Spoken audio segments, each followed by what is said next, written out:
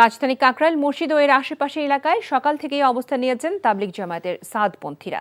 এই নিয়ে উত্তেজনা সৃষ্টি হয়েছে। কাকরাইল এলাকায় আছেন আমাদের সিনিয়র করেসপন্ডেন্ট তামজিদ সুমন। সেখানকার পরিস্থিতি জানতে তার কাছে আমরা সরাসরি চলে যাচ্ছি।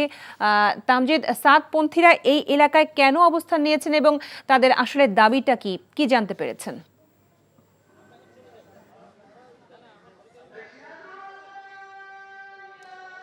লোপা, তাদের যদি মূল দাবি বলি তাহলে তাদের মূল দাবিটি হচ্ছে যে তারা যার অনুসারী অর্থাৎ সাদ কান্দুলি তিনি যেন এই সামনের যে বিশ্ব ইজতেমা হবে সেই ইজতেমা পরিচালনা করতে যেন তিনি আসতে পারেন। এবং সেই দাবিটি হচ্ছে তাদের এই কারণেই যে গত 7 বছর থেকেই কিন্তু তাকে এখানে আসতে দেয়া হচ্ছে না, এরকম অভিযোগ করছেন এই যারা এখানে তার পন্থী আছেন তারা সমবেত হয়ে এই অভিযোগ করছেন। এবং তাদের দ্বিতীয় যে দাবিটি রয়েছে সেই দাবিটি হচ্ছে যে তারা কাকরাইল মসজিদে প্রবেশ করার বিষয় নিয়ে এটি শঙ্কায় ছিলেন, কারণ গত 5 তারিখে সমাবেশে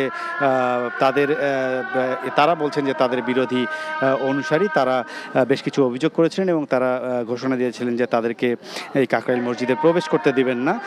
কিন্তু সেই শঙ্কা থেকে তারা বলছেন তারা এখানে প্রবেশ করতে চান এবং পরবর্তীতে তৃতীয় একটি দাবি তারা বলছেন যে তাদেরকে এখানে বৈষম্য করা হয়, কারণ কাকরাইল মসজিদে তাদেরকে একটানা 14 দিন অবস্থান করতে দেয়া হলেও যে পর্যায়ক্রমে অবস্থান করার বিষয়টি থাকে, জুবাইরপন্থীকে একটানা 28 দিন অবস্থান করতে দেয়া হয় কাকরাইল মসজিদে। সেই জায়গা থেকে তারা এই বৈষম্য যে হীনতা রয়েছে সেটি থেকে তারা মুক্তি চান। এবং সবশেষ তারা বলছেন যে এই যে সামনে বিশ্ব ইজতেমা হবে, এই ইজতেমায় তারা প্রথম পর্বেই পরিচালনা করার জন্য মাওলানা সাদ সাহেবকে যেন তিনি পরিচালনা করতে পারেন সেই দাবিটি জানাচ্ছেন। অর্থাৎ প্রথম পর্বের যে ইজতেমা তারা সেটি করতে চান, কারণ এর কারণ হিসেবে তারা দেখেছেন গত 7 বছর থেকে তারা প্রথম পর্ব করতে পারেননি।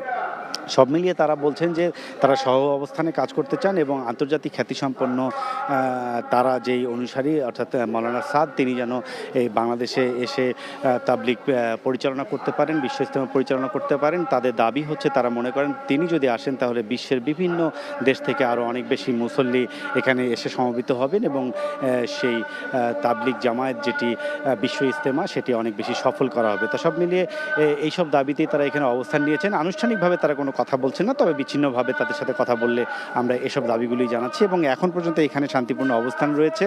আমরা জুবাইরপন্থীদের কাউকে এখনো পর্যন্ত এখানে দেখিনি। লোপা, টাকা চুরির জন্য যদি আমার গলায় জুতার মালা পরাইতে হয় তাহলে আমার শালীর সাথে প্রতারণা করার জন্য তোর ফাঁসি হবে। দুলা ভাই, আপনার তো ঘর জামাই বইলা একটা পরিচয় আছে, আমার তো তাও নাই।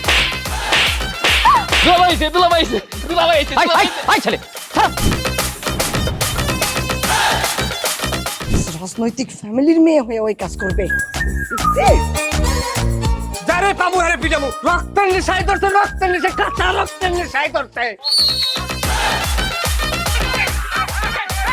তোমার এই পলিটিক্স আমার বাম পকেটে থাকে। পাকুদের বউরে জামেলা পাকাই। এই বেটা, আমি তখন বিয়ে করিনি। দুইটার আমি গুলি করে মারু। মাসুদরা কোনোদিন ভালো হয় না। আপনার পোশাক আশাক দেখে কিন্তু আপনার তালুকদার বংশের লোক মনে হয় না আব্বা, আপনার মনে হয় যে আপনি ফকির বংশের লোক।